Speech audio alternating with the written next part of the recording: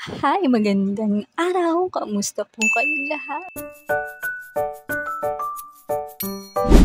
Isang magandang araw. Paggising ko nga pala, ang bigat ng katawan ko, ang sakit-sakit. Lapit na pala ang aking buwanang dalaw. PMS na naman. Ay, at ito nga ang inday nyo, diretso pa rin sa kanyang hanap buhay. Ngayong araw ay magluluto nga pala ako ng torta, talong. Yan ang aming ulam. At ito nga ang pasulyap. Tara, tunghayan nating lahat.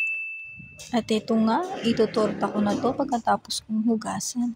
Ayan na, nakapila na yan, di ba? Nauna pa yung pagtorta sa video, ano ba yan? Ito nga pa rin gagamit yung itlog, 5 piraso. Gagamitin akong 2 pirasong kalamansi.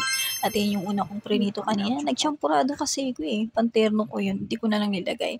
At habang naghihintay eto nga, habang nilalaga or iniihaw ko itong talong pala, nilalaga ko dyan.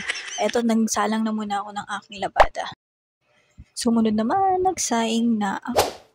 Makalipas ang ilang minuto, malamig na yung talong, pwede na itong balatan at ito na nga lahat ang nabalatang talong at clean as sugo nga ang drama ng inday nyo at ayan nga, tapon agad sa nabubulok. At ito, biyabad ko lang to ng ilang minuto, maya may piprito ko na yan. Lagyan na natin sa tabi ng stove at ito na nga.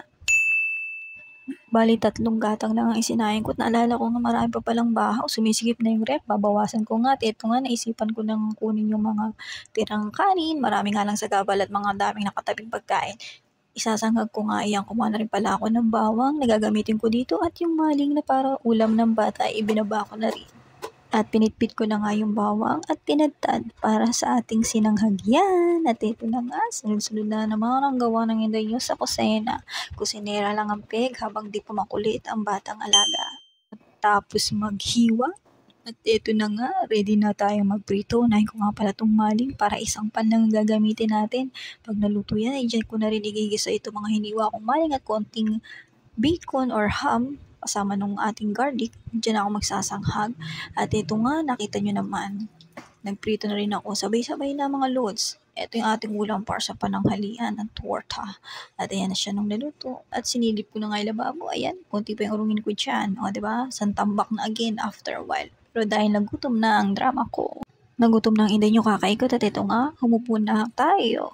At for the mukbangang person, at dahil noipy tayo, syempre mataas, masarap kumain pag nakataas ang paa, nakakamay, o di ba? Matapos lumafangs, eto na, gabalik sa lababo, nilaban ko nga pala yung mga basahang ginamit at puro dumi at mantika.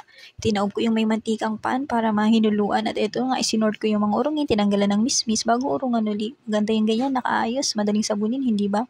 At time check, 11:30, di ba? Time na para magkape. O, di ba?